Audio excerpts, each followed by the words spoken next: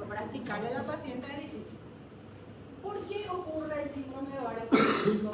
Generalmente son factores genéticos, mutaciones, alteraciones de la esteroidogénesis y trastorno de la secreción de insulina. Eso es lo que se cree que puede causar.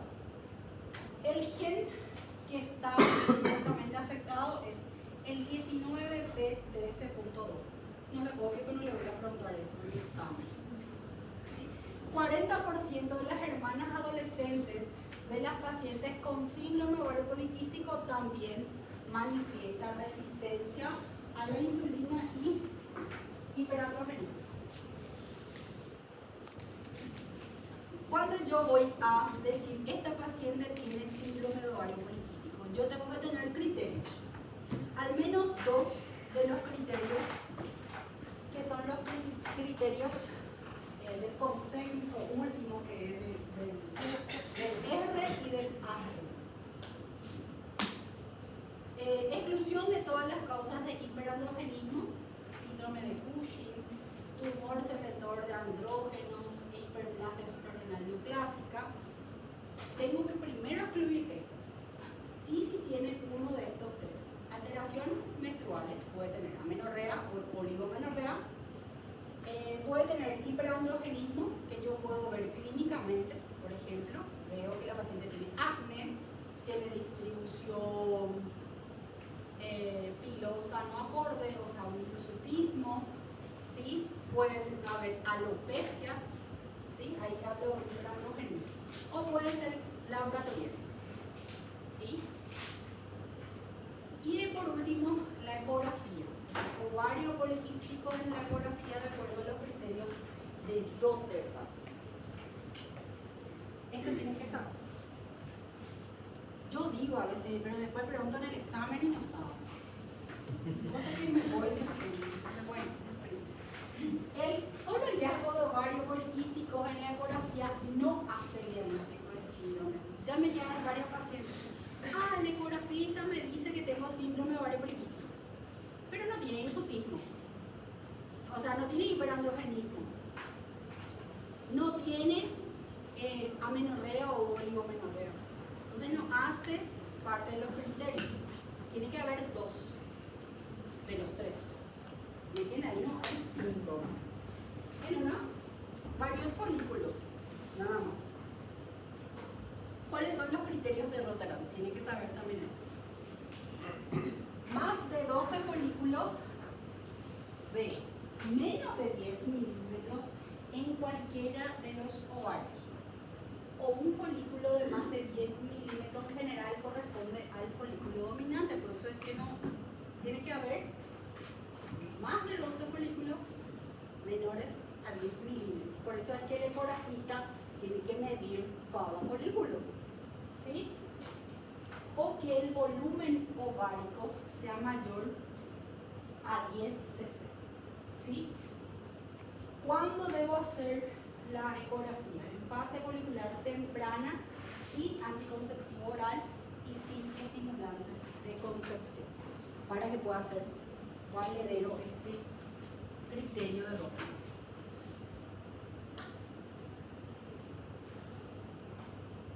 La imagen ecográfica clásica no es un criterio único suficiente para establecer el diagnóstico de SOP, ¿sí?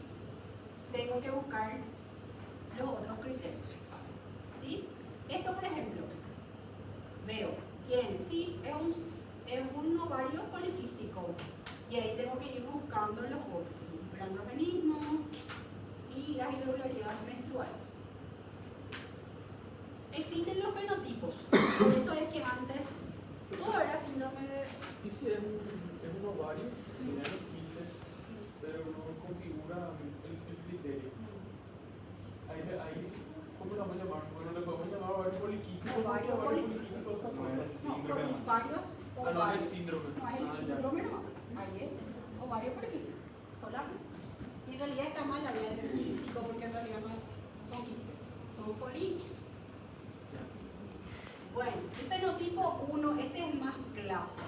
Este es el que viene con todo. La paciente tiene hiperandrogenismo clínico y laboratorial.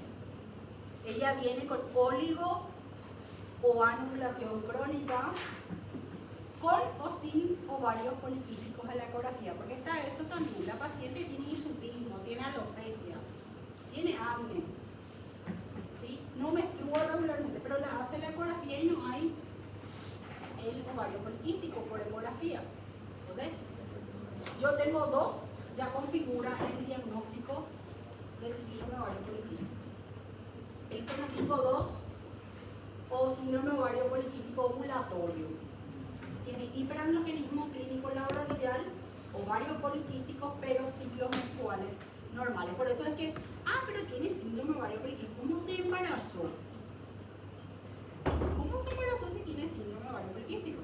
¿Por qué? Porque justamente tiene ciclos menstruales normales. Y el fenotipo 3 tiene anovulación crónica y ovarios poliquísticos, no presentan hiperandrogenismo y hay una discusión entre los médicos con respecto al rango de dispersión de los criterios del SOP. Hasta ahora, a mí me llega siempre del privado pacientes que están siendo tratadas con síndrome ovario poliquístico, pero en realidad no sé. Pero hay todavía esa discusión entre los colegas.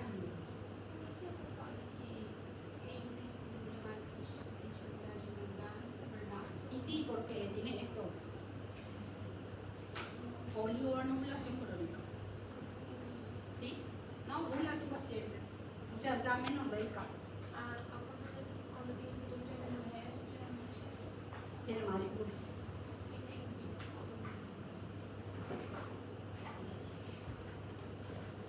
No se olviden de esta imagen, ¿verdad? La paciente acnéica, con hirsutismo, con síndrome ovario poliquístico. Y esto es algo bastante discutido hoy en día, el tema de la obesidad. La paciente típica es obesa, pero que no sea obesa tampoco es cara. Doctora, un fenotipo 3 comprende ¿Qué tiene? las tres presentaciones bíblicas para ser el diagnóstico. En el fenotipo 3, la paciente tiene anovulación crónica y tiene ovario poliquístico. Dos nomás. Dos nomás tiene. En cada uno es dos nomás. Si te das cuenta, en cada uno es dos nomás. ¿Cuánto tiempo tiene que dejar de ovular para que sea crónico? Depende mucho tiempo. Muchas pacientes dejan de ovular. Difícil de determinar eso. Determinar eso es difícil. Algo que puede existir también, y una de las causas hablamos al principio, de la resistencia a la insulina. Por eso es que hoy día las pacientes con el síndrome damos generalmente metformina. ¿Sí? Y mejora muchísimo la sintomatología por la resistencia a la insulina. Y recuérdense que la paciente con resistencia a la insulina, ¿qué tiene? Acantosis nigrans. ¿Sí? Entonces, ojo con las pacientes. Entonces, la paciente va a venir con oligomenorrea o amenorrea secundaria. Puede incluso venir con una metrorragia, porque tanto tiempo se quedó anovulatoria, se acumuló el endometrio celuloso y empezó a sangrar. La paciente puede tener infertilidad, puede tener obesidad, que por lo general va a seguir la obesidad androide, ¿sí? O sea, la central. ¿Qué va a tener la paciente con hiperandrogenismo? Acné, seborrea, hirsutismo y alopecia. En los casos graves puede haber alopecia. En esta paciente el 50% van a tener una hiperinsulinemia, ¿sí? Y va a tener la obesidad central, como les había dicho. ¿Qué le voy a pedir a la paciente? Viene a la consulta, ¿qué le pido? FSH, LH, estradiol, TSH, prolactina. Le voy a pedir sí o sí. Le voy a pedir testosterona total y hormona transportadora de hormonas sexuales. ¿Sí? Esta hormona es producida, gente, en el hígado.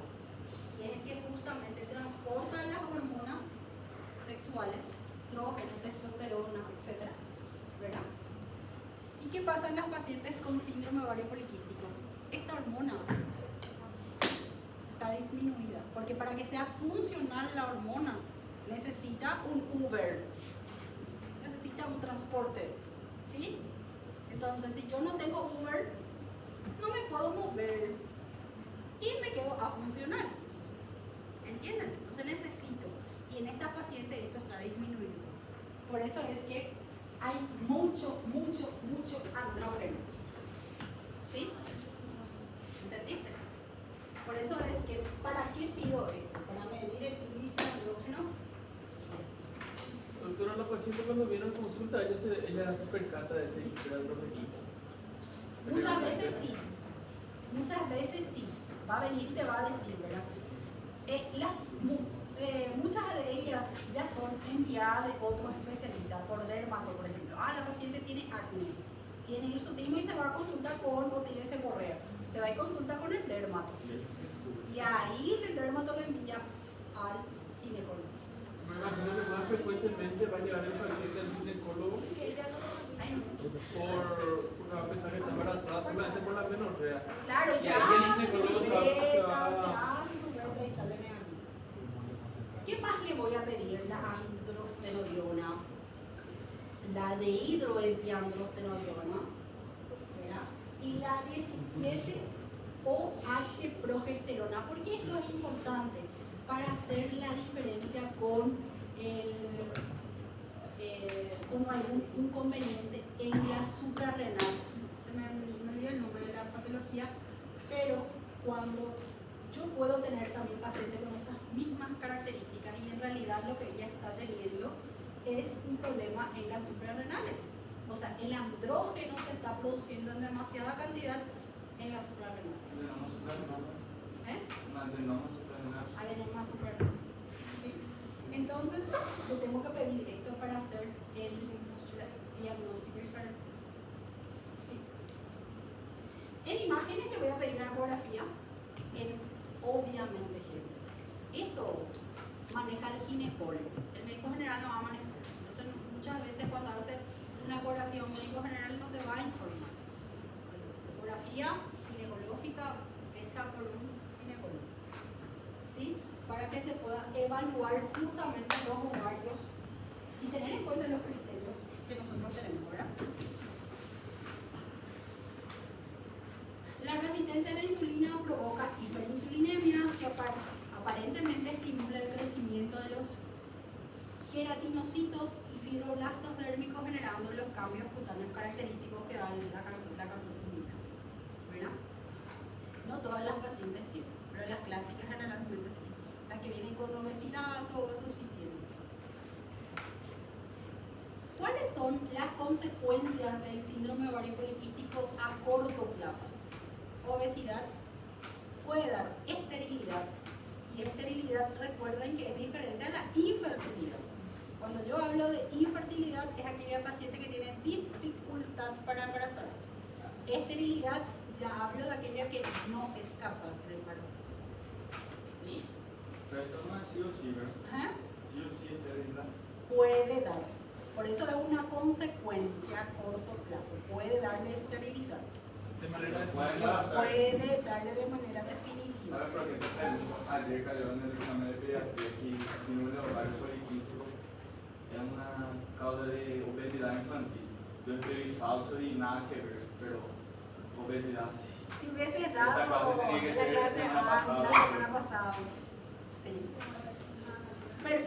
Perfil anormal de lípidos. Puede dar hirsutismo, acné, alopecia androgénica, intolerancia a la glucosa y a la cantosinina. ¿Qué puede dar a largo plazo? Diabetes. Y esto incluso puede dar en el embarazo. Recuérdense que el diabetes estacional no. Cáncer endometrial, ¿por qué el cáncer endometrial? Porque la paciente no ovula y solamente tiene efecto estrogénico. Cáncer puede dar. Y enfermedad cardiovascular. ¿Qué voy a hacer como tratamiento? Yo no quiero que ustedes sepan, le tengo que dar tal anticonceptivo. Pero lo que tengo que corregir en esta paciente es la anovulación, entonces tengo que darle anticonceptivos. Lo ideal es que este anticonceptivo me sirva para controlar ya el hiperandrogenismo. Entonces, hay hormonas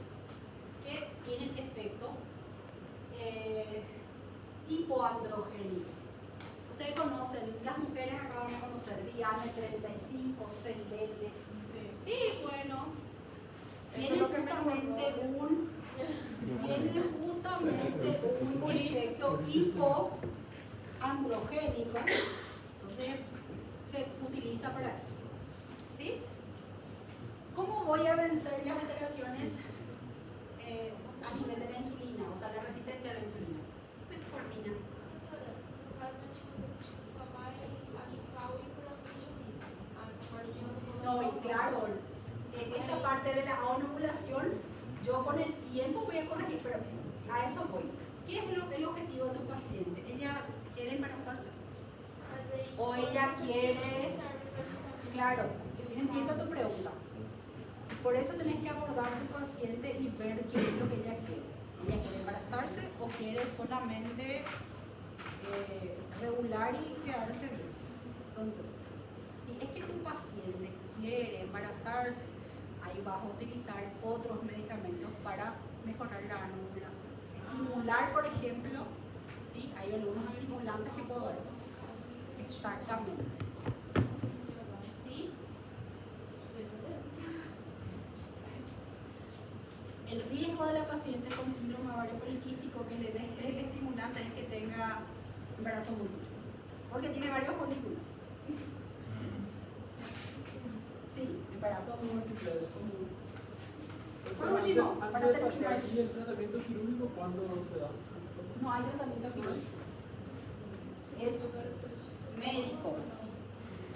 Tedioso Una tratamiento iatrogenia, médico. entonces sería una iatrogenia.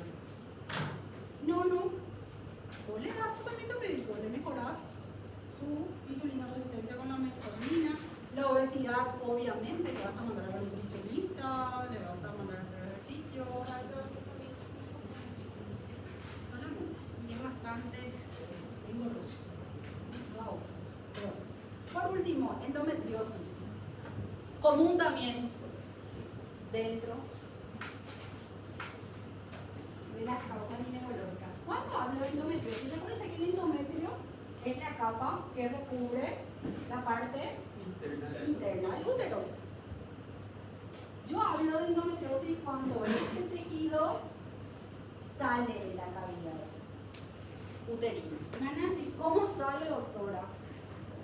Yo siempre doy el ejemplo de que el endometrio es como si fuera un musgo. ¿Saben el musgo? Se va por la planta, vive. Es lo mismo. Es la misma cosa el endometrio. Yo necesito un lugar para ir a implantarme y crecer. Recuérdense que, ¿qué pasa con esta paciente?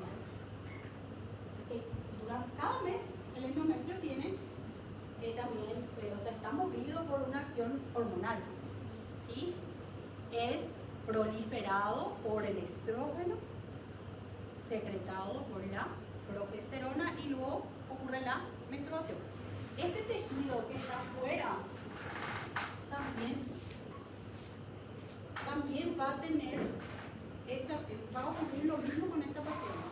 Entonces imagínense que cada ciclo, en cada menstruación, esto se descama. ¿Qué va a producir? Sangre. ¿Dónde? En la cavidad. ¿Y qué hace la sangre? Irrita. Va a activarse la cascada inflamatoria y eso va a repetirse cada ciclo. Y va generando bridas y adherencias. Por eso es que la paciente es incapaz después con el tiempo de embarazarse, porque obstruye las trompas. ¿Sí? Presencia de glándulas y estroma endometrial en un lugar distinto al endometrio. Mayor frecuencia, obvio, cerca de los órganos pélvicos, en la cavidad pélvica, incluyendo varios ligamentos, úteros sacros, el saco de Douglas y los uréteres. ¿Cuál es la explicación del por qué llega ese tejido endometrial fuera de la cavidad uterina? La menstruación retrógrada. La menstruación, en vez de salir hacia abajo, sale a través del ostium. A través del ostium sale hacia la cavidad abdominal. Por más pequeña que sea la cantidad que salga, ¿sí?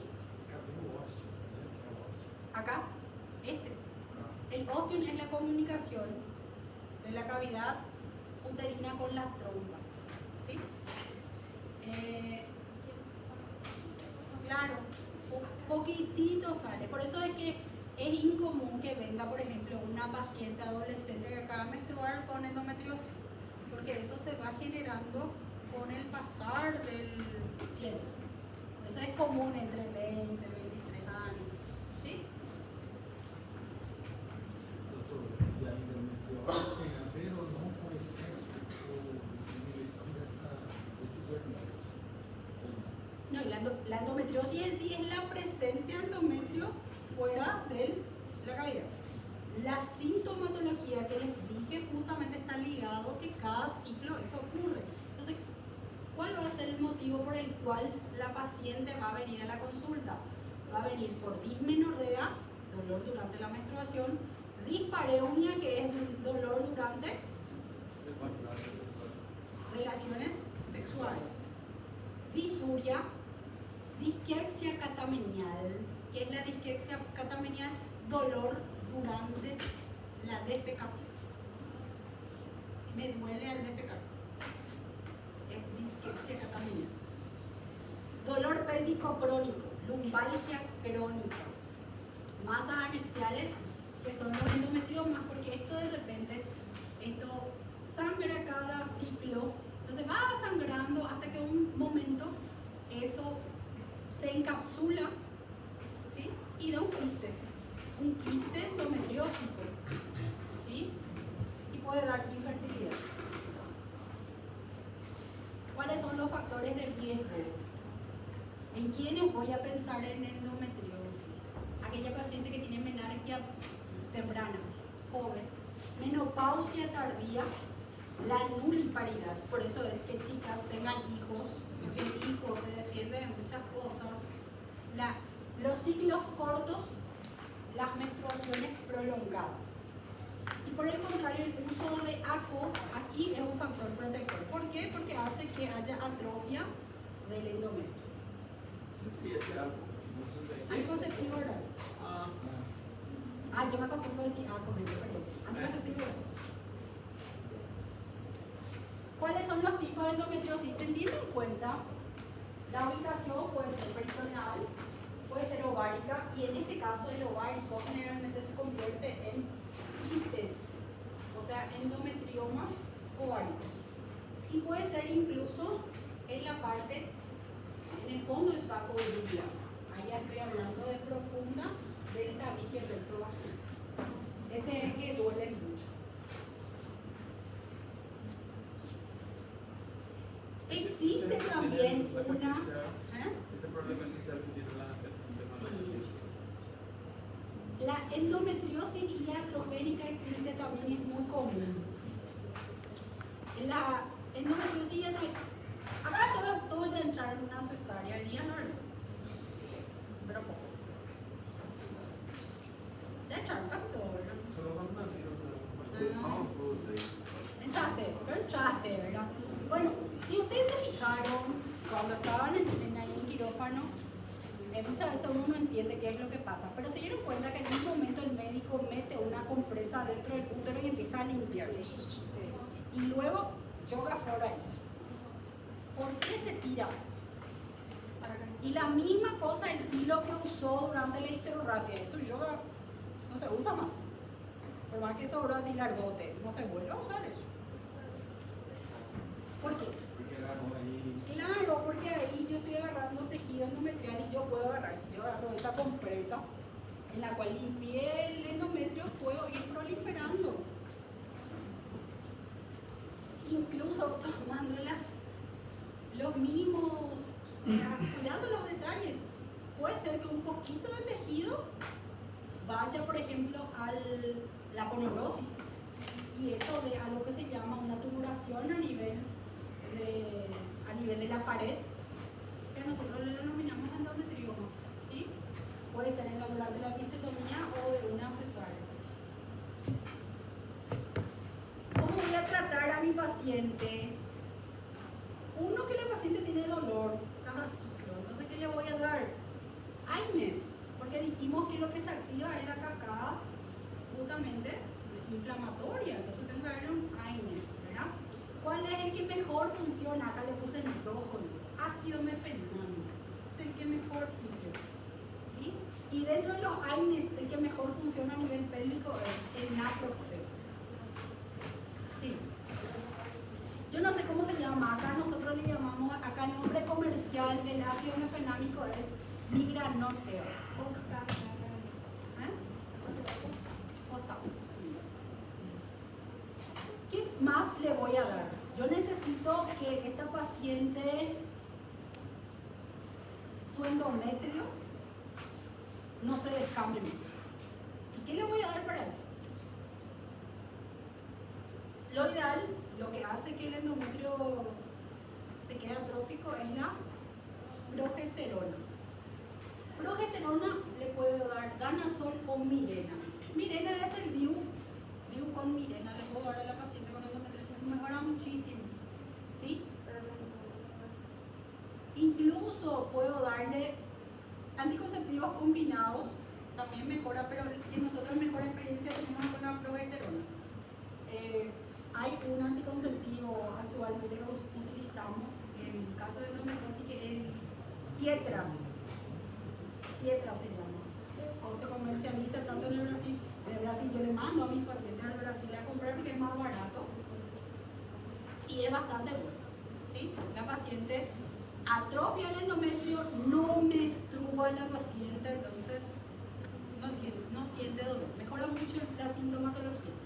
En el caso de Sí, solo progesterona. Los análogos de la GnRH, ¿verdad? Ahí está, mi eje no está funcional, funciona bastante bien porque también esta paciente va a estar amenorreica, pero es caro este medicamento y tiene mucha complicación sistémica, entonces no damos. Hoy en día solamente damos agua.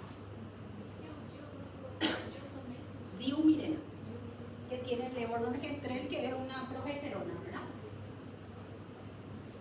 El tratamiento quirúrgico, ¿en quiénes voy a dar? En aquellos casos graves, por ejemplo, en el caso que tenga un endometrioma, ¿sí? Y si voy a hacer tratamiento quirúrgico, lo ideal que haga por vía laparoscópica, ¿sí? Lo ideal siempre por vía laparoscópica.